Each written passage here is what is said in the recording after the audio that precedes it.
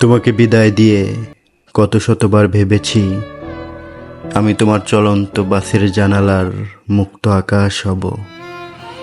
তুমিও যাবে, আমিও যাব। এভাবেই আমায় দেখে দেখে তুমি ঠিকঠাক গন্তব্যে পৌঁছে যাবে। কিন্তু শেষমেশ আমি আর পারি না। না পারার খাতায় এভাবেই জমা পড়তে থাকে আমার সব অপারগতা। আমি এক অদৃশ্য দেওয়ালের সাথে দায়বদ্ধ।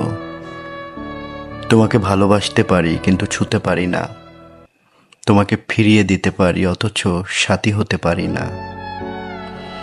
মন আমায় কত কি বলে, কার কথা কে শোনে। আমি মাটি কামড়ে পড়ে থাকি মনের বিরুদ্ধে। মনের কথা অমান্য করে করে আমি জানি আমার মন কষ্ট পায়।